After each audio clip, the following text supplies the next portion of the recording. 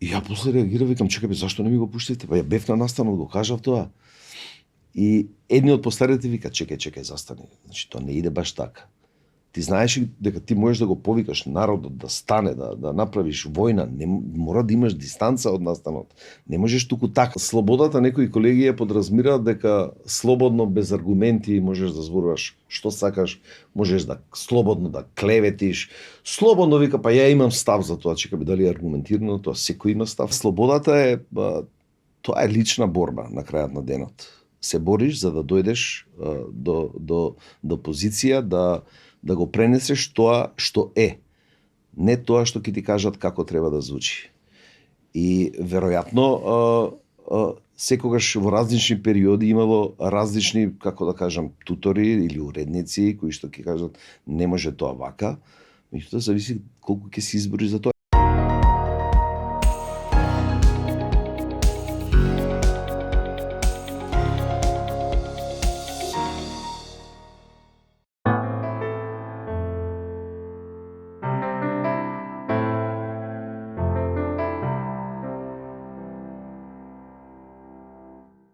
Добро дојдовте во новата епизода на Смисла. Во оваа емисија ќе зборуваме за слободата во новинарството. Со мене и со отец Бобан, денеска е Драган Антоновски. Драган, добре дојде. Добре рајдов. Драган, претпоставувам дека повеќето од нашите гледачи знаат кои си, што све имаш работено и искусено, меѓутоа ние имаме следбеници од помладата генерација, па ете, заради нив да ни се представиш и да ни кажеш кој е твојот професионален капитал. Па добро, јас благодарам на поканата. Ја во новинарството влегов случајно, да бидам искрен. Завршив книжевност и ме привлекуваше музиката, како што цел живот ме прати на различни начини. И мислев дека ќе влезам во новинарството како музички новинар. И така и влегов во радиото, во Радио Скопје беше првата работа. Меѓутоа не им треба музички новинари. Влегов во утринска програма, некако случајно влегов во политичка. И кога веќе почнав со тоа, никогаш не излегов и никогаш не станав музички новинар. Меѓутоа, од радиото, потоа беше А1 телевизија, па потоа излегов некоја импровизација направив со Skynet, па потоа Канал 5, па Сител, па Мија на крај.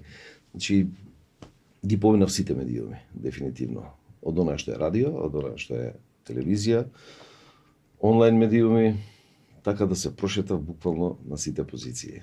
И некојаш кога ќе ме прашаат луѓе, кога ќе ме сретнат, Драган, чекај, кај беше ти? И ќе почне да во А1 или во Канал 5 или во Сител, и секојаш им велам бев секаде, не се замарите. Значи, кој да кажете, нема да го сгрешите. Нема да сгрешите, да. Добро, на крајот од представувањето спомнавте на крај во Мија, веројатно не е крај.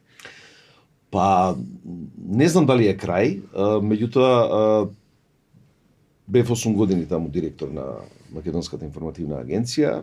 Мислам дека тоа е убаво за окружување да тргнеш од помлад новинар, репортер, и да ги поминеш сите скалила, и мислам дека во новинарството ми искористи и тоа мене и јас него. Покажавме што знаеме, како умееме, сега понатаму ќе видиме што ќе се случува. Сега сме на некоја пауза. Да го вратиме филмот наназад. Што работевме, каде грешевме, што постигнавме. И мислев искрено дека ќе биде доволно неколку месеци да застанам на нозе и да видам што ќе правам понатаму. И сватив дека 30 години во новинарството, интензивно, во дневно новинарство, се многу години, за да можеш да се одмориш за неколку месеци и да самиот да разбереш низ што се си поминал. Имавме убави новинарски, искрено, денови. Јас сеќам, постарите новинари ни завидува, вика, дојдовте сега дечишта, направивте одма кариера, особено тие старите новинари во Радио Скопје, кои што беа еминентни и кои што учевме од нив. И вика, вие за година дена станавте звезди, ние цел живот го работиме, луѓето не запознаа. Меѓутоа, има тука еден момент и да се погоди и времето, односно настаните. Настаните го прават, ја прават динамиката, ама и личниот став однос кон тоа те прави тоа што како ќе те запамети публиката. Тука само малку ќе се вклучам околу со една шега, рековте, нели, можеби премногу им беше музички новинар да видам, па веќе имаше еден Драган со точка Костич. Може ќе беше многу Драган со точка Анцанаски. Па не се жалам искрено, затоа што музиката не ја напуштив, ние дури направивме новинарски бенд. Инаку супер глас имате за свештеник. Да, и за пеење.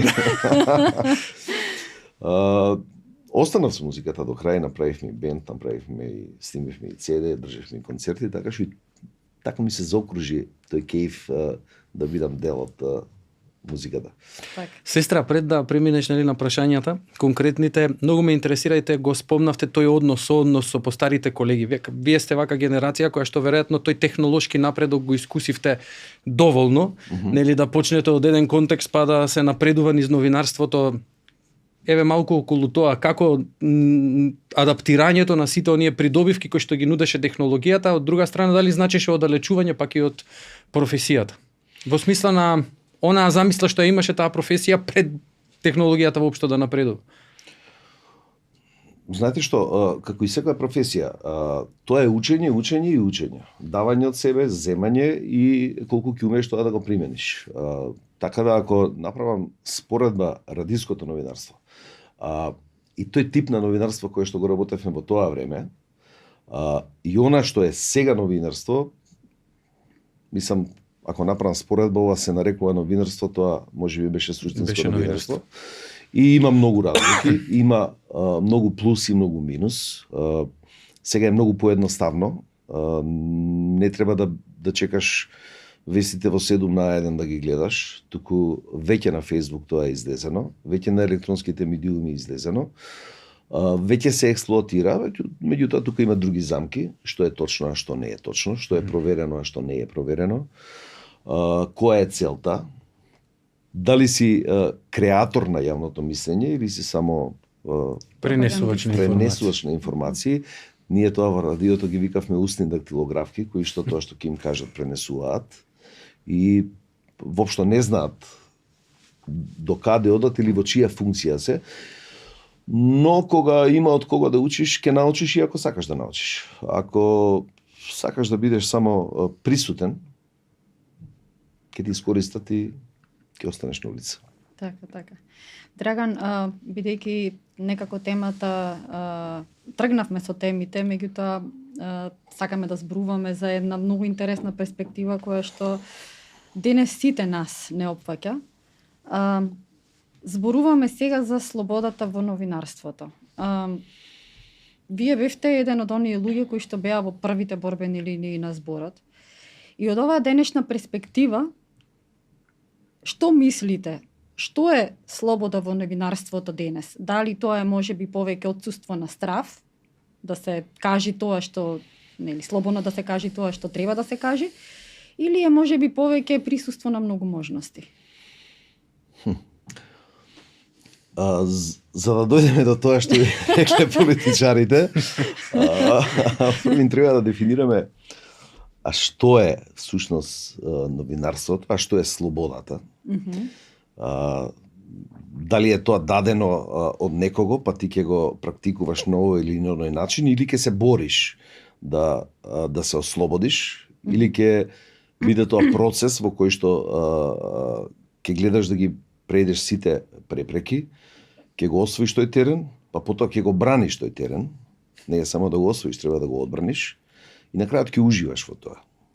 Така да тоа е една привилегија, мислам, ако сакаш да тргнеш во тој процес, во таа борба, има тука многу замки, има многу непријатности, има многу откажувања, меѓутоа која ти е целта, зошто си таму. И така да слободата е тоа е лична борба на крајот на денот. Се бориш за да дојдеш до позиција да го пренесеш тоа што е, не тоа што ќе ти кажат како треба да звучи. И веројатно секогаш во различни периоди имало различни, како да кажам, тутори или уредници кои што ќе кажат не може тоа вака. Меѓутоа зависи колку ќе се избори за тоа. Ја сеќам на една ситуација во радиото, која што тоа време беше конзервативно, меѓутоа и слушано и објективно. Ама не беа научени да речеме ние како млади новинари дека ние можеме да доминираме. Требаше се праша постариот, уредникот, тој што ќе каже како каже. Јас сеќам кога ме ставија мене на 50 годишнина на Радио Скопје, кога ме промовираа како најмлад уредник.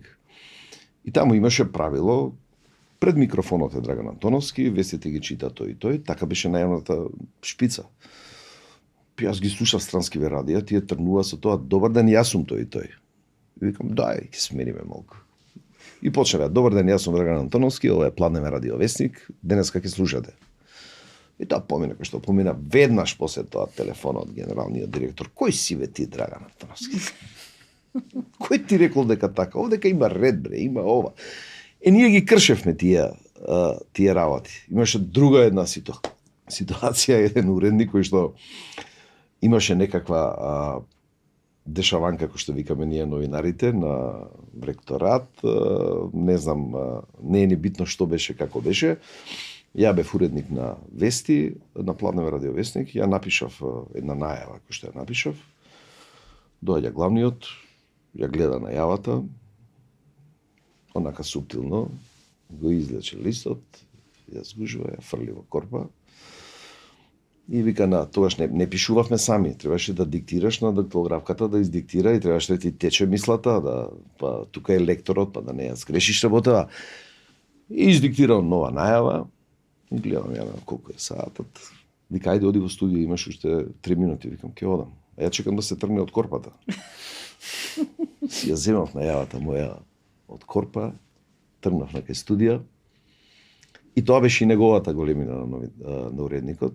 Ништо не ми рече, си ја земав, влегов ја во студија, седнав од другата страна на стаклото, неговата ја згужував, ја джитнав, мојата си ја измазнив, онака, си ја прочитав. Ме казнија тогаш, не знам колку, 30% на плата, се едно, меѓутоа, сакам да кажам, тука е твојата борба. Дали ќе издржиш во тоа, дали нема да издржиш. Има многу приказни и искуства. Јас мисле стиснал на мјут, вие сте си збореле. Значи, веројатно сепак станува збор за комбинација и за отсуство на страв и за прифаќањето на многуте можности кои што ги нуди самата професија, бидејќи вие на некој начин сте биле авангарда во целата таа приказна, почетната приказна, да кажем. Па и имавме ние среќа што бевме добар тим во тоа време што работевме, бевме сите млади, се поддржувавме едни со други. Знаете, во новинарството е многу битна солидарноста меѓу себе, заради тоа што вие можете да направите некаква истражувачка приказна и воопшто не е точно дека ние не се плашиме кога вадиме некакви приказни кои што ви се јавуваат дома, ви кажуваат дека знаеме каде учи твоето дете во училиште, знаеме кога идеш, како одиш. Не се тоа толку едноставни работи, но веруваш во тоа дека ти си во право, дека тоа е проверена информација, дека тоа е точна информација и веројатно и тоа радиото беше многу добра школа, искрено кажано. И газиш напред. Има сопки. Добро, го спомнавте, не би рекол дека тоа е бариера, дека е кочница, можеби од постарите и поискусните, но еве нивната неподготвеност можеби да менуваат нешто. Зошто сметате дека тоа беше тогаш така, дали и сега е така? Знаете што, тоа беше прекршување. Да речем, ја преку еден друг пример ќе ви кажам. Во Тетово, кога се случува палењето на знамињата пред општините, јас бев тогаш новинар на Радио Скопје. Нешто слично беше и со атентатот на Киро. Има среќа да ги покривам сите настани, искрено. Кој што велат, дај, нека има нешто да се... Оние новинарски настани. Па знаете, во тоа време беше осамостојување на државата. Нов устав, плурализам, собрание, историски случувања, историски случувања и ти си бил дел од тоа атентат, едно друго, армијата, повлекување на ЈНА, оставање, па конфликт од 2001. Имав можност тоа да бидам дел од тоа, не да ми раскажуваат за тоа. И така да, настанот во Тетово, сакам да ви кажам разликата помеѓу тоа новинарство и сега и подоцна авангардното, да речеме, да споредам со А1, тогаш немаше мобилни телефони, немаше ништо. Значи, требаше да најдеме пред општината во Тетово, да најдам некоја куќа од Карши, ама кај што има балкон, па да ги замолам луѓето дали може, пошто фиксна линија, да се јавам на телефон, ме чекаат сабота, знам се сеќавам во Саботен фокус да се јавам, директно, добро, во ред, знаеш како, и сега немаш толку дистанца, тоа се учи, емоција те носи настанот, што е како е, ја запали ја, ова, албанци, вакви, такви, ова, она. Имавме некои примитивни техники, транзистор че слушаш дали ќе оди тоа во живо, поврзувавме нешто, не кажува техничариве. И знам дека не го пуштија мојот прилог. А ја бе во живо можев да известувам. И ја после реагирав, викам, чекај бе, зашто не ми го пуштите? Па ја бев на настанот, го кажав тоа. И едни од постарите вика, чекај, застани. Значи, тоа не иде баш така. Ти знаеш дека ти можеш да го повикаш народот да стане, да направиш војна, не мора да имаш дистанца од настанот. Не можеш туку така да го. За разлика од 2001, тогаш бев во А1, гостиварските настани која беа. И тогаш имаше пејџери, немаше мобилни телефони. И знам дека Гордана Сошич ми пушташе, вика, не можеш да не иди таму, дека ќе биде ќе ви ја земат опремата, ќе има судир, ќе има ова, ќе има она, не идете натаму, ова. Аха, добро, ја не пејџерата. А снимателот со мене кој што беше, немаше ништо, влеговме ние натре. Едно време ја спушта камерата доле, бета тие големите камери, вика, добро, е фер, заедно сме, тим сме, цело време добиваш пораки, не ми кажуваш што се случува. Викам, добро, еве ти го пејџерот. И он чита. Па вие не кажале да не влегуваме, опасно ќе биде. Да, ќе биде опасно. И тоа беше него првено ватрено крштење, што викаме. И нема везе. Значи, се случи тоа што се случи, пукања, бевме од блиску на се тоа. Знам дека ние бевме во некоја подземна гаража, кога се повлекувавме од тоа пукањето, кога почна со нас еден куп резервисти, вакви, онакви, и гледам еден прозор пред мене, некој отворен прозор, мислам хаос беше, никој не знае кој каде што е. И му гледам на прозоров таму, дали некој гледа, пошто имате станици, имате нешто, видете нешто да некој да не запука, тука е една зоја да ни фрлат, сите пепел ќе видиме. Пошто подоцна тоа го научиме, обуки за воено известување, мислам, тие се многу корисни. Овие ме сватиле, има некој таму кој распука со тоа автомат на сите страни. Викам, чекај дека изгинеме. И од тоа трчање јас да отидам до првиот телефон за да се јавам, целиот забретан, задишан, и се јавам, кажувам, Кабранов, овдека ова се случи, дишање. Он го пушти цело тоа и му реков, измонтирајте го, средете го, за да излезе нешто коректно, пошто немам време да размислувам како е, што е, само ти нафрлам работи. Тој го пушти така клот. Што не би се случило пред во радиото. 5-10 години. Никако. Во тоа е разликата. Не, ама многу беше драматично. Имаше штоф. Да.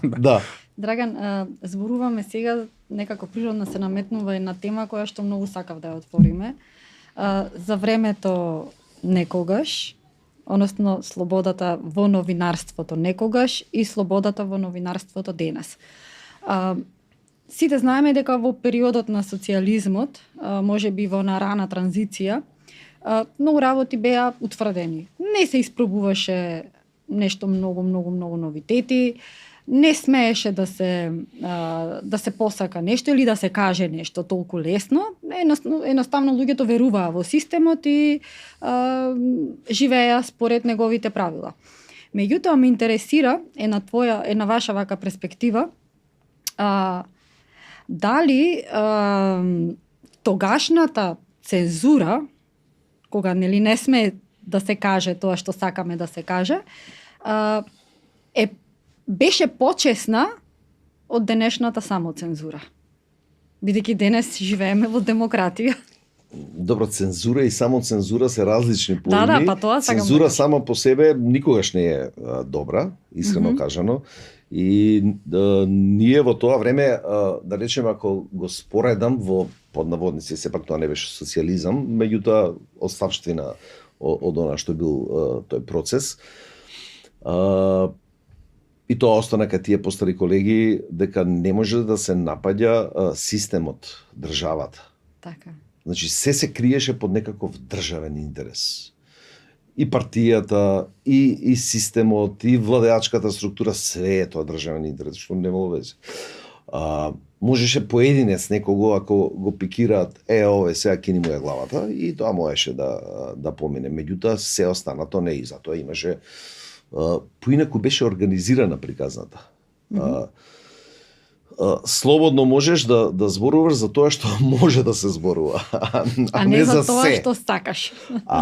Додека и во денешно време слободата, некои колеги ја подразмираат дека слободно без аргументи можеш да зборуваш што сакаш, можеш да слободно да клеветиш, слободно вика па ја имам став за тоа, чека би дали е аргументирано тоа, секој има став, меѓутоа не значи дека секој треба да излезе и сега колку го придодадеш на се тоа како простор. Порано морало да гледаш, да слушаш вести во 15:30 и да гледаш на МРТВ и излегува после ситела еден во 7 во 6 сипол. А сега просторот е отворен. Социјалните медиуми веќе нема да те чекаат во 7 ти што ќе кажеш, како ќе кажеш. Значи, ако има пожар, ти имаш лайв стриминг, кој што сите ги впуштаат телефоните и ти веќе си го видел. И тоа од една страна се губи можеби ексклузивитетот, но имаш можност да бидеш професионален и да ја обработиш информацијата. Ти можеби нема да бидеш прв се запали автобусот, но можеш да истрадиш дека не го поправиле автобусот, дека бил нечист, дека имало зошто се направило и повторно можеш да бидеш актуелен, ама на еден друг начин. Со додадена вредност. Со додадена вредност што денеска го употребуваат, но суштински е тоа. И аголот на гледање, кој агол ќе го извадиш, тоа е веќе оригиналноста. Така што, а само цензурата како само цензура, тоа е доста присутно и денеска, и тогаш, и секогаш, не чепкај таму. Јас се сеќавам кога почнав на вестите во радиото и некои постари колеги која ми велеа, вика, вестите ќе ги почнеш со претседателот на држава. Па потоа иде премиерот, па потоа претседателот на собрание. Кога ќе ги наредиш така вестите, нема да ја утнеш. Да речеме, ние после тоа во еден почнуваме со социјални приказни, други уредници почнуваа со црна хроника, трети со, не знам, паднал авион. Таму беше тој редослед и нема излегување надвор од таа рамка. Иако излезеш тогаш зошто, како. Тие ќе ги имаат сите информации. Меѓутоа, ако тргнеш од пакетот сега тоа, како да ја наречам, суптилна манипулација, дека концентрацијата на луѓето кога гледаат се во првите, не знам, 10 минути и тоа се помалку и помалку оди како што оди времето. Кога ги чуеш главните вести, кречеш, ме шо има да гледам натаму сега, се знае тоа е. И ќе ти го остави на крај последното. Значи има, ова е занает, има многу игранки, има многу во редењето на вестите, во пристапот, во најавата. Имаше некои колеги ќе направат бомбастична најава, нема врска со прилогот. Направија така кариера. Со само 10 е во прилогот, он прави најава. Добро, имаше и тоа, да. Значи, многу работи има и целото тоа ја би го ставил во пакетот на медиумска писменост. Ние сме пред се неписмена нација, по многу параметри, не само во медиумска, и кога ќе го земеш тој цел пакет просторот отворен со социјалните медиуми, кога ќе го придодадеш дека многу малку луѓе сакаат да се спорат, да го изгубат работното место, да као што има една изрека вежи коњак, де ти газда каже што ја кажува многу пати во повеќе телевизии, и тогаш бегаат од главните теми. Така. Колку почитувањето на тие правила на игра кои што владеат во една институција не прави вистински да ја живееме и да ја работиме својата работа во слобода? Во кој смисол? Дали можеме да се чувствуваме дека сме слободни ако ги почитуваме правилата во одредена институција? Ако се согласите, и ако она што го реков во почетокот дека слободата ми е подарена, слободно имам, а не се борам за неа, и веројатно тогаш ќе ви биде удобно во таа приказна. Слободно избирам за да се Слободно избирам да ги за да почитувам молчам. тие правила. Не, за да молчам. Аха. Но, доколку одиш во тоа, слободно интерпретирам факти, аргументи, истражувам и ја кажувам во интерес на јавноста, а не во интерес на поединци, затоа што, знаете, кога ќе кажам поединци, не е приказната само во интерес на уредникот. А вие не знаете уредникот во чиј интерес работи. А интересот на директориумот и уредништвото, па не знаете, па тие за чиј интерес работат. Има тука многу интереси. И веројатно она од Бора Чорба, како е лепо бити глуп, најдобро е да не му ја мислиш многу, што има една добар дел од таа фела кој што се занимава со новинарство, не ја размислува премногу и се вика, јас си го кажав моето, едната страна, другата страна, нека му ја мислат они. Не е новинарството само тоа. Значи, мораш да истражуваш, мораш да се бориш и мораш да се трудиш да ја обзнаниш тоа што си го дознал. Да, можеби тука ќе те цензурираат, нема да ти дозволат. Сега е многу широк просторот. Не може сегде да те блокираат. Да, но и тоа, нели, тој момент кога нели не може да оди и приказната по секоја цена да се оди со критика. Некојаш нели разумноста мора да надвладее, не со глава се руши зид, можеби во дадениот момент не. Но потоа, нели, можеби ќе се создадат услови за да се направи нешто повеќе.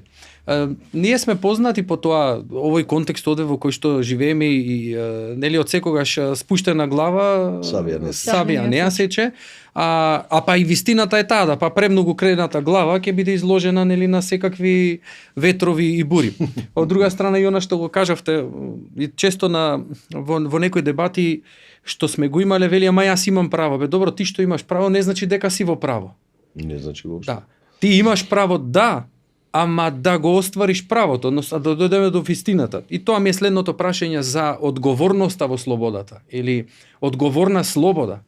А не само слобода, туку одговорност во слободата, мислам дека е балансот кој што треба, ако се следи секаде, мислам дека ќе имаме поуспешна приказна. Ако нема одговорност, тоа би било анархија. Дефинитивно одговорноста пред се, и на крајот на денот публиката кога ќе заклучи дека ти си клеветиш, даваш лажни информации, сега е актуелно со фейк нюз, затоа вие сега лажните информации кои што ги пласираат немаат автори доле. А ти имаш име. Секогаш кога се потпишуваш со името, тоа е алузија на дека ти имаш, дека си ти тој, без оглед на се.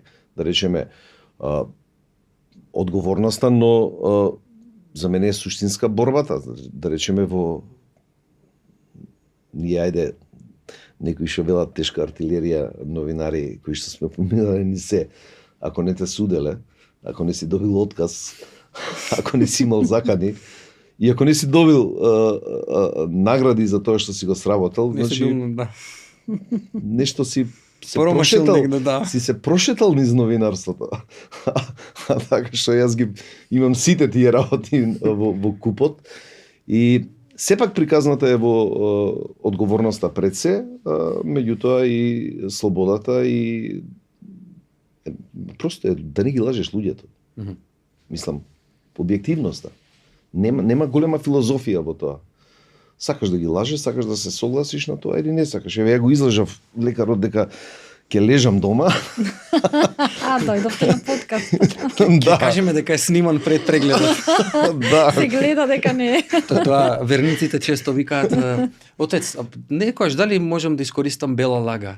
Па му велам, да, ма да не ти стане навика. Не, да не ти стане навика. Некогаш е подобро бела лага отколку да направиш поголема белја. Па има и во нашава приказна, да речеме, порано се правеа некои работи да ги поттикнеш, да. или да ги потикнеш или да ги премолчиш. Не знам, не сум слушнал за тоа. Навистина, тоа било така. Да. Па пак да се извлече нешто. Така да тие бели лаги, ако може така да ги кажеме. Драган, ајде малку книжевникот во вас, нели, да го разбудиме. Иако не дека не бил присутен, нели? Рековте, нели, за оној момент кога зборувавте за закани, па знаеме каде живееш. Веројатно призвани со тоа дека тоа што го правиш не е добро, а ова сега што они го прават и што го испорачуваат, знаеме кај живееш, кај ти учи детето, кода е добро. Како да се изгуби нивото на чувство, ја спомнавме одговорноста, но и за моралност, етичноста. Јас пак она што пред малку на Ефимија го кажав, зависи кој испорачува, што испорачува, за кого се одработува, што се одработува. Значи имам луѓето знаат да кажат новинариве не ги бива едно друго. Јас пак ќе речам, денеска имаше една ситуација со министеркава што ја коментиравме. Дечкото што го држи микрофонот и што вели дека преведувач да не доаѓате тука, не знаете македонски едно друго. Значи јас него го искоментирав како држач на микрофон. И јас не мислам дека тоа е негово барање и дека тој лично некој му испорачал, му рекол постави и тоа нама. Тоа се испровоцирање. Провокации. Не, тоа се партиски елити. Ја го дефинирав како фрустрирано лидерство кое што ги искористува новинарите, условно или луѓето, пак ја речам, во вакво како маши. И тука имаш многу различни, тука е бизнис елитата која што е влезена. Тука се политичките партии, па имате и геополитика, ако сакате, имате влијание и од надвор, и од други структури кои што испорачуваат, кои што поминуваат. И затоа велам, нужна е таа медиумска писменост да умеш, но нужно е и личниот интегритет до каде ќе одиш и како ќе одиш и зошто го правиш тоа. Во што веруваш? Веруваш во доброто, веруваш во вистината или се едно ти е? Нека си судат они, веруваш во празнотијата, во злото, во како сакаш дефинирај го. Кога зборуваме за медиумска писменост, само да појасниме дека не зборуваме и не се однесува тоа само на оние што ги креираат информациите или што работат во медиумите. Тие што ги конзумираат. И публиката, тоа ми беше пред се тие што ги конзумираат, заради тоа што вие можете да им спакувате, ако го возите филмот од минатото, кога медиумите има респект. Дури не знам колку се сеќавате, имаше кога ќе се скараат во семејство, па кога им кажа ќе се откажам од тебе во Весник. Сега во кој весник? Што ќе се сега на Facebook ќе го напише, па многу му кајле ќе го блокне. Да. Значи новинарот беше респект и почитуван и работеше по стандарди во кои што работеа. Сега новинар е и двајца луѓе кои што имаат портал. Јас сум новинар. Или на крајот на денот инфлуенсер. Јас пишувам на Facebook. Имаше една колешка, нешто пишуваше, колешка поранешна. Јас си видам, па добро новинарка си, зашто го правиш ова? Зашто пишуваш без аргументи, без ова напаѓаш? Вика, па ја не сум веќе новинарка, јас сум инфлуенсерка. И тоа е нормално, таа не се срами од тоа, и таа не крие дека клевети, дека лаже. И така, треба описменување на публиката. И многу е тешко овој период, искрено, на ова дигитално време, заради тоа што она предмалку кога ги споменав политички елити, бизнес елити, геополитики, едно друго, вие имате сега и борба со алгоритми. Да речеме, заради тоа што главно луѓето читаат од вештачка интелигенција. Не е во вештачката интелигенција, туку од овие, како ги вика, тајмака и не ми текнува, не е битно. Пребарувачите, Да, пребарувачите. Меѓутоа, тоа што е прво таму не значи дека тоа е вистинито. Така, да. Тоа воопшто не значи дека тоа е најдобро спакуваното. Алгоритмот го вади него. И алгоритмот селектира. Или ако уште еден пакет, да речеме, да, вие имате убава емисија, гледана, слушана, немате спонзори. Так. спонзорите исто така или PR агенциите исто така диктираат кого ќе поддржат, дали ќе поддржат, и вие гледате на петпарачки портали кои што немаат никакви информации, се полни со реклами и ги плаќаат, а имате портали кои што се издржани, имаат пристојни информации, проанализирани, каде што можеш да прочиташ. Не може, неодржливи се, немаат како да профункционираат. И сега Не се видливи едноставно. Да, не видливи се, точно. И така што има многу аспекти во тој пакет. Што влијаат, да. Што е што и без разлика дали нас не има, ако јас сум добриот, условно кажано, и не има уште десетина такви, имаш уште стотина други кои што ќе те поклопат и ти нема да бидеш интересен лик. А сакате да кажете дека денес многу повеќе се трча по ексклузива, за разлика од порано кога баш се почитуваше тој морален кодекс на новинари? Медиумите, кога работев јас во МРТВ, меѓу другото пак се вратам на тие постарите што ни кажувате, една од улогите е информирање на јавноста, но и едуцирање на јавноста. Значи ти треба да ги научиш што е што, како е, да ги описмениш и тоа и да умее да разликува како е, што треба да одбере, што не треба, кои се стандардите, кои се нормите, што е етички, што е неетички. Ние дури на времето направивме, основач бев ја, едно на синдикатот на новинари, потоа на телото што е за саморегулација. И мислевме, тие се уште работат, мислат дека се уште со самосвест, со саморегулација, можеби ќе дојдеме до тоа како треба да бидат медиумите и што треба да, особено онлайн медиумите. Мислам дека тешко оди таа приказна. Да, има некои допира до нив дека сгрешиле, затоа што, знаете, слободата во пишувањето и артикулирањето на факти и едно и друго, многу често можеш да отидеш и во погрешна насока, трагајќи по истражувањето на информацијата. И затоа истражувачкото новинарство е потешко од дневното, заради тоа што бара многу време. И сакам да кажам дека е дозволено да сгрешиш на крајот на денот. Сите што работат грешат. И во новинарството можеш да сгрешиш, меѓутоа не треба да стане пракса. И постојано да грешиш. Така да во тој контекст многу елементи влијаат на професијата. Кој колку се придржува, како се придржува, во овој момент е хаос. Не дека ние го одработивме нашето, па сега мислам дека и заради таа оддржливост и малку сакаат да учат. Овие новиве техники на пребарување на вештачка интелигенција, што рековте, на копи-пейст новинарство, ние што велиме новинарство во пижами, ископирај, префали, не го не истражуваш, нити го гледаш зашто е како е, да речеме се наметна, а публиката останува збунета. Публиката останува збунета. Мене еден пријател кој што не е на ова поле, електроинженер, значи во тој тип на професија, брилијантен во тоа, меѓутоа едно време ме бомбардираше со некои теории на заговор кои што конспиративни, знаеш ли, ова видео, ова сигурно е тоа, и ми ги пушташе, абе шо мислиш тоа, и викам, му се викам, знаеш што ја не ги ни отварам тие. Зошто викам, па тоа се глупости, викам тоа.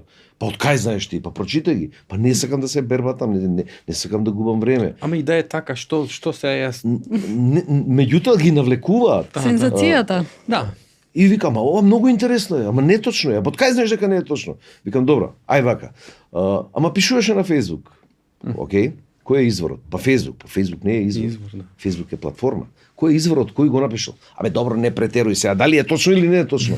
Па прво од тоа ќе тргнеш дали. Ама како да стануваме мерило сами по себе што е точно или не е точно, тоа што ние се веруваме во тоа, допаѓа. да. Не, тоа што Или што ни се допаѓа, да, и затоа е точно, да. И тоа е интересно е. Има многу уште за медиумските слободи и тие аспекти, но мислам дека новинарството ја изгуби битката од политичарите. За жал, од бизнес елитите. И останаа многу малку луѓе кои што се противат, се препелкаат во тој хаос. Трагично е што многу имиња новинарски, кои што се писмени, кои што влегува на другата страна и кои што на крај сватија дека им е покомотно да одработуваат некому. Да бидат сервис, да. Да бидат сервис, да глумат, да бидат обични трансмитери, без анализа, без ништо. Така, добро, така е, пренеси го, јас сум читан, нека пројде тоа. И во секој случај не победија. Так. Колку во светло на денешните технолошки промени, например, вештачката интелигенција, можеме да зборуваме за развивање на новинарска интуиција и за она што пред малку го спомнавте, проверка на изворите? Јас не сум противник на вештачка интелигенција, одма ќе ви кажам. Добро, не сме и ние, да си Си кажеме. ја користиме. Но, зависи како ја користите. Так. Ама и се е така, и како го користиш медиумот. Да. И како го возиш автомобилот, дали возиш 200 и 300, ако возиш ќе те убие. Ако возиш 50 сега што е CFC, ти нема да те убие, може ќе ја скршиш браникот, ама нема да се убиеш. Исто и со вештачката, до кај одиш. Значи, ако ја користиш како база на податоци, да излечеш се, за да не мора ти сега да идам една по друга материја трета, него дај ми купче едно, ама мора да имаш елементарни познавања. Не можеш туку така тоа да го примиш, да. Ова е така, па не е така. И сега ако компарираш со нешто друго, направи компарација со едното со другото. Ама тоа се техники на како да дојдеш до вистинитоста на информацијата и многу помага дефинитивно. Јас додека бев во МИА правевме некакви обуки за користење на сите тие алатки. Без да ви кажам искрено, направија многу подобри наслови отколку што новинарите се таму. Значи ние си игравме со алатка, окей, дај ми го овој текст, еве ти интервју, извади ми ги главните поенти од интервјуто. Многу побрзо ги направи главните поенти од интервјуто, него што новинарот ќе треба да го анализира не знам колку време. Многу побрзо му даваш насоки, во ред, сакам ова да биде насочено на публика до 15 години. Ти вади сосема друг пристап, агол. Дај ми наслов за 20 години. Има многу игра во тоа, но доколку нема надзор од луѓе кои што го разбираат тоа, ќе отидеш во сосема погрешна насока. И проверка на изворите во секој случај. Затоа што сите знаеме дека вештачката интелигенција и како може да халуцинира. Нема чувство кај неа. Да, меѓутоа велам ја како е корисна и во кој пакет е корисна. Значи не е тоа, пред некој ден читав, демек сите детево ќе се разболи, иди на Google, праша го, има температура што е, не може да го замени таа лекарот. Особено не може да го замени матичниот лекар кој што со години тие знае целата историја како си, што си и родителите ги знае. И сега овој ќе рече температура, добро, дај му парацетамолче и едно и друго, меѓутоа од каде е, што е мене со ногава, што правиме, како правиме. Не може да ми каже, тој морам да отидам кај. Ма сепак мора докторов да ти препише, не може таа. Ама апсолутно. Меѓутоа луѓево, тоа е другата крајност, влегуваат, вештачка интелигенција. Вештачка интелигенција кога немаме никаква интелигенција. Некако стануваме, мене ми е тој страв, не повеќе од тоа што конспиративно повторно почува да го тврдат, нели, како можеби да ќе почне да не раководи туку, колку ние ќе стануваме вештачки, ништо не обидувајќи се сами да направиме, туку секогаш подпирајќи се да го прашам Gemini или не знам ChatGPT или кои да се таму. Да, ама тоа се сведува, знаете, за која структура зборуваме на луѓе. Луѓето кои што, пак ќе се вратиме на почетокот, на слободата ми е подарена или ќе ја бранам и ќе ја градам и ќе се борам. Исто е и со ова. Мрзливите, затоа што ја луѓето ги делам на работници и неработници. Тие што се мрзливите ќе го сработи, тоа ќе направи и магистарска, и докторска, и секе феноменално ќе го, и затоа сега почна контрасофтвери да... Меѓутоа, дали ќе одбрани магистерската? Дали ќе има способност? Па зависи, ако е на нашите приватни факултети ќе одбрани. Или што знае после тоа, тоа е многу важно. Да, да. Тоа е. Тоа ќе се научи ако влезе во државна администрација. Да. Супер ќе му Ама биде. и тука е сега тој повторно реперот тука го нема на јавноста. Добро, ти можеш се да спакуваш да успееш да се здобиеш со тоа што си го наумил. Добро. Но кога излезеш пред судот на јавноста, нема јавност која што ќе те суди, во смисла на тоа ќе го провери тоа дали ти го знаеш или не го знаеш. Немаеш ти да манипулираш до крај, нели? Можеш некое време, не цело време. Или да се снаоѓаш како што си се снаšол до тој момент. Како кај на себе, нели, во браншата. На крај можеш да излезеш пред народот и да му објасниш. А не е тоа објаснување само се сведува на едноставни празници и така натаму. Доаѓаат луѓе со суштински, екзистенцијални, животни прашања, дилеми, предизвици. Како ќе го манипулираш?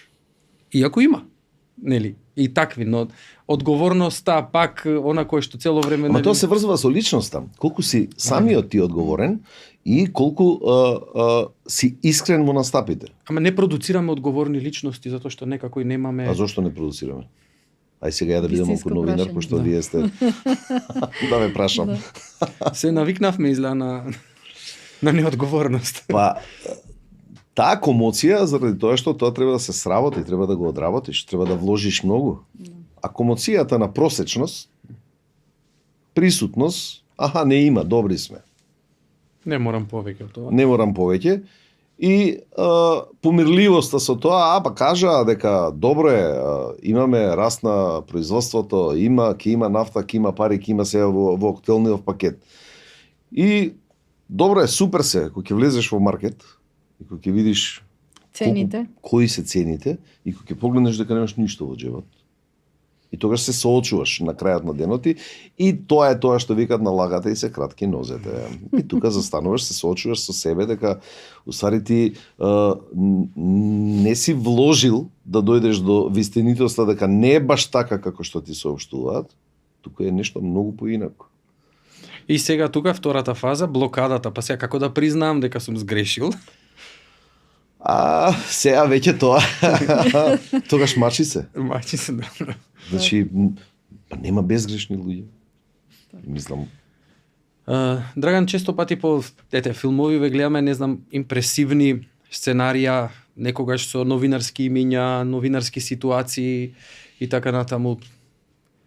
Сретнавте ли вие во кариерата некои такви моменти каде што истражувањето не мора ваше, на колеги, ја менува перцепцијата на општеството, прави некоја радикална промена во дадениот момент, без разлика во која сфера од животот да биде, дали политички, јавен, општествен. има многу новинарски имиња кои што смениле некакви навидум невозможни, но тоа не иде толку брзо, не иде веднаш.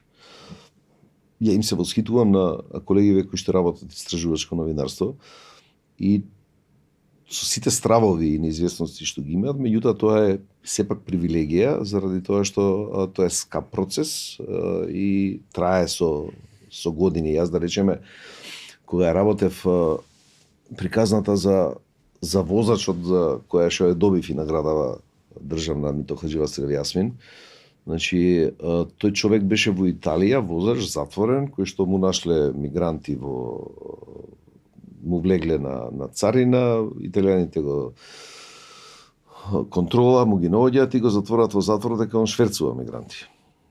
Тоаш бе во Ајден, па ја работев таа приказна 2 години. Постојано изестував, го најдовме човекот, каде е, што е, во кој затвор е, роднините, амбасадите, притисоците, не можеше да го изадат никако. Сега дека во еден момент не се јави тогаш покојниот претседател Борис Трајковски се јави во вестиве кај мене, испровоциран од приказнава. Директно вклучување? Да. И да речеме ја мобилизираше државата, нели? И тој човек го излековме и дојде во Скопје. Колку е убавината после таков успех, не затоа што Драган доби награда за добро сработената работа, дека таа работа вроди со плод?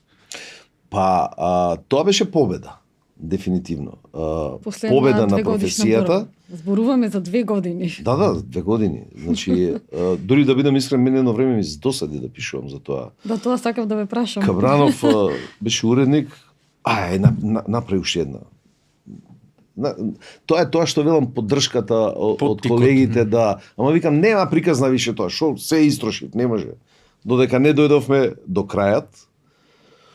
И јас тогаш знам дека тогаш го напушти А1, се поклопи така, човекот дојде слободен и никош не се запознавме.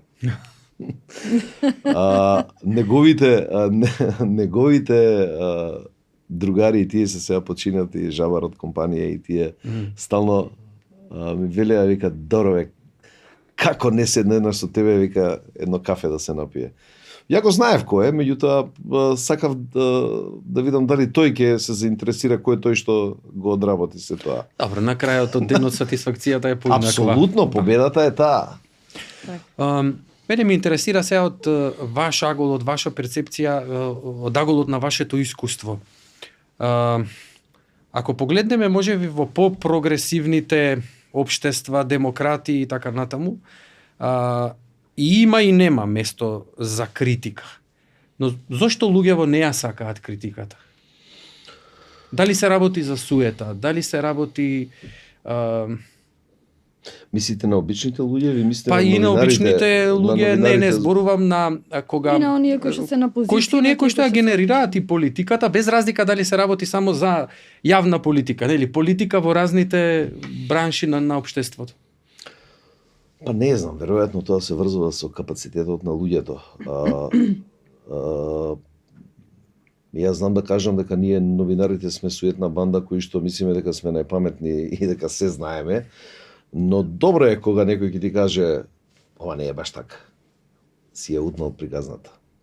И ќе се подзастанеш, ќе се вратиш малку поназад, па ќе ја продолжиш. Политичките елити, они ке нив приказната е малку поинаква. Барем во овие 30 години не сите, меѓутоа најголемиот број. Мислам дека тие доаѓаат за да владеат во интерес на партијата, а не во интерес на државата. И тоа се елити кои што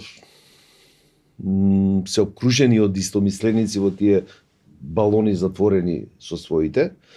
И тие им викаат, ти си најболи, и ако некој друг почне да критикува, а овој од другите. Значи, апсолутно... Не те сака, да.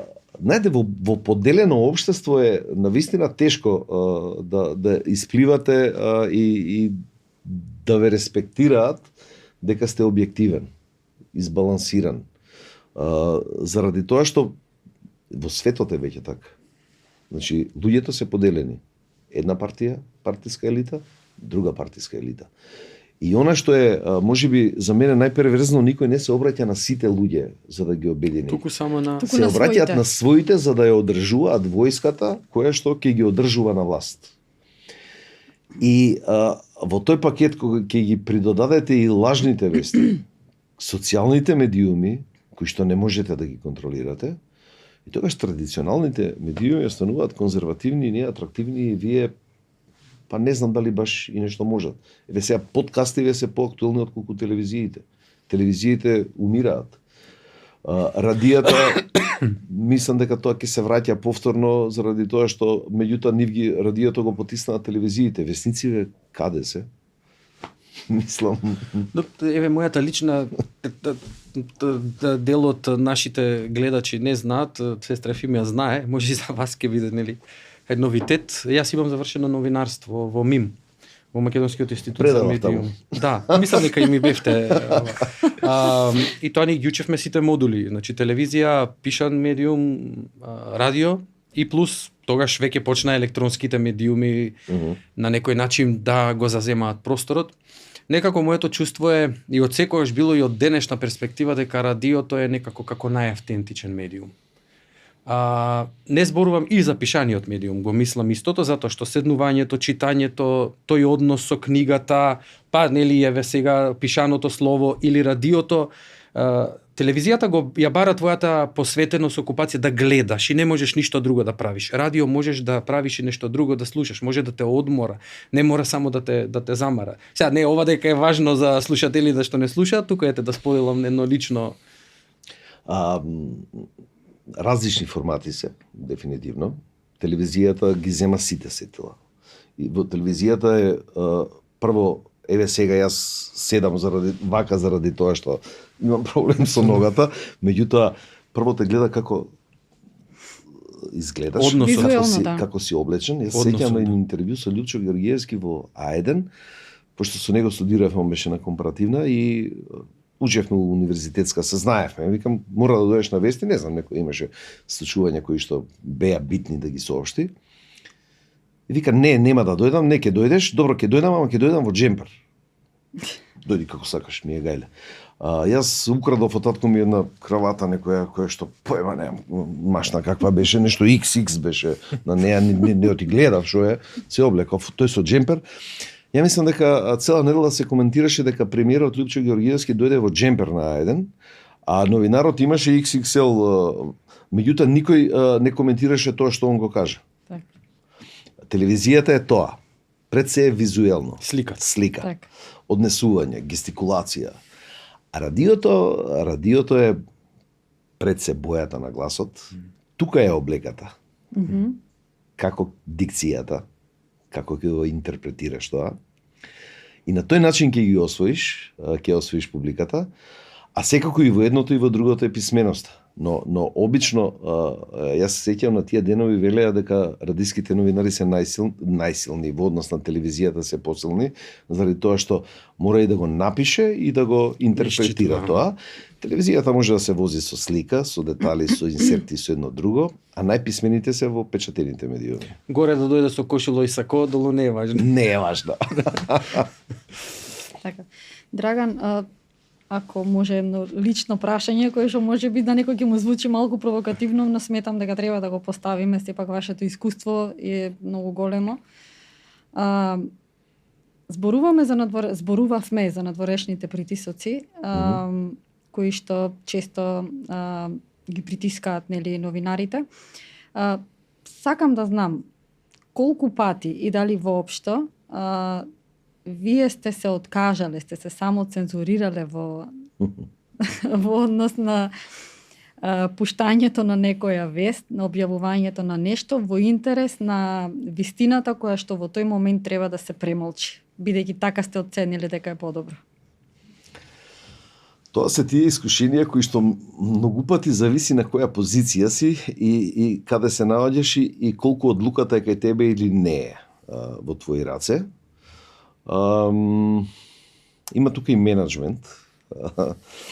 Еве последно сега што ми текна во моментов, колку да ви ја доловам позицијата на откажување или цензурирање или само цензурирање во времето на ковидот, кога беше, јас тогаш бев директор на Македонската информативна агенција, на МИА.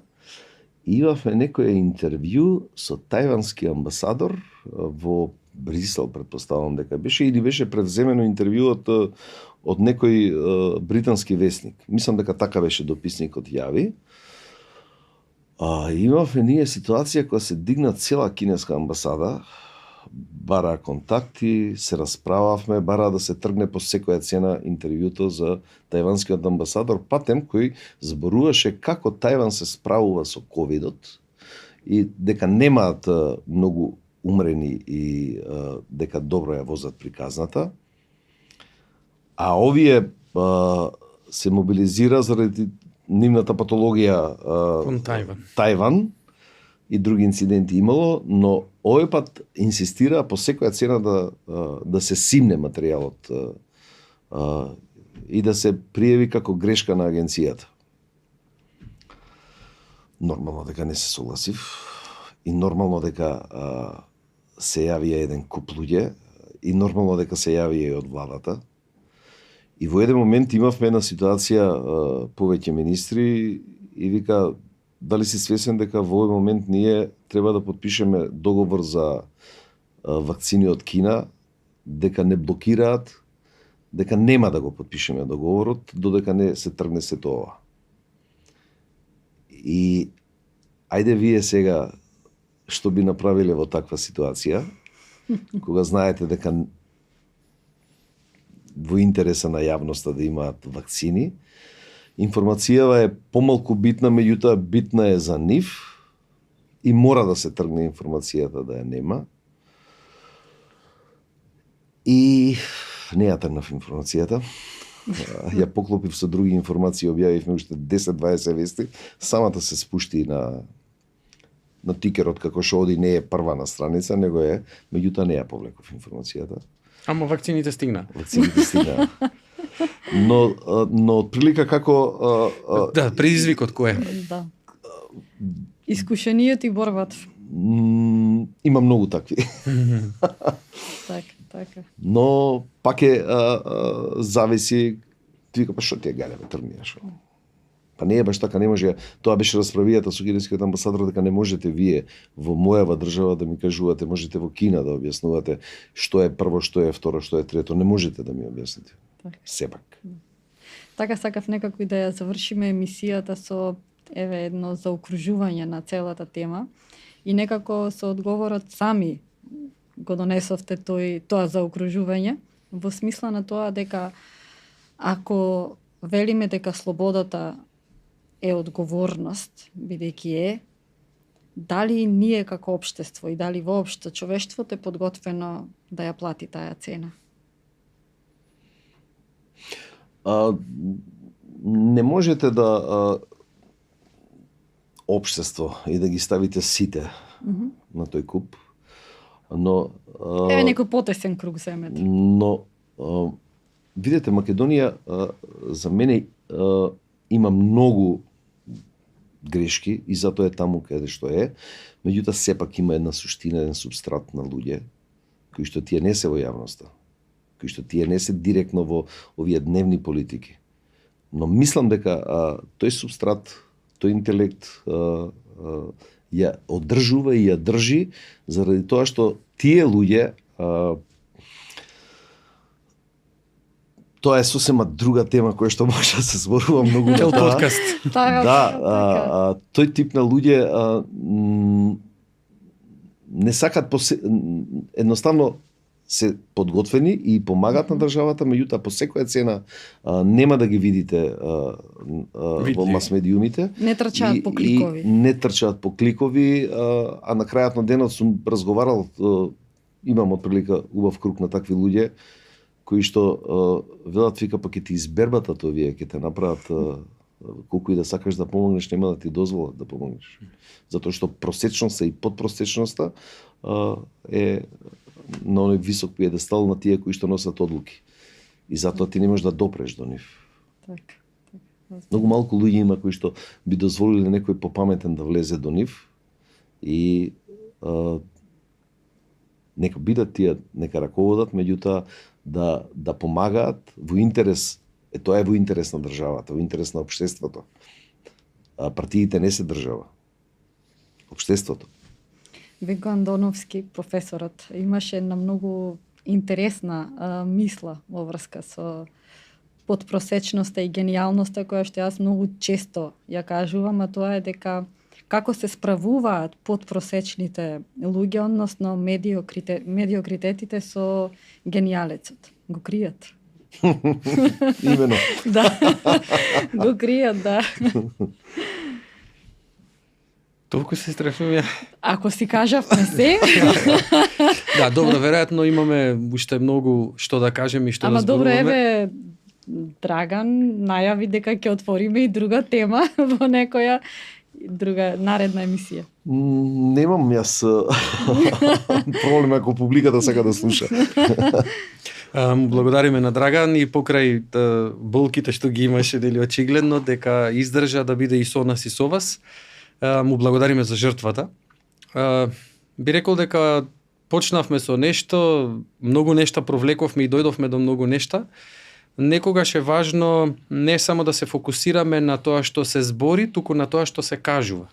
Имено не само да се фокусираме на тоа што сме поставиле да биде кажано, туку она кое што сакаме да го слушнете или од целиот разговор што треба да го слушнете или на кое што треба да се задржите. Зборувавме за тоа дека слободата треба да биде одговорна и јас би рекол дека сите од нас треба да почнеме да бидеме творци на подобро општество, себе си прво да се смениме, за да може да се менува и тој до нас, и тој до него, и да се менува општеството.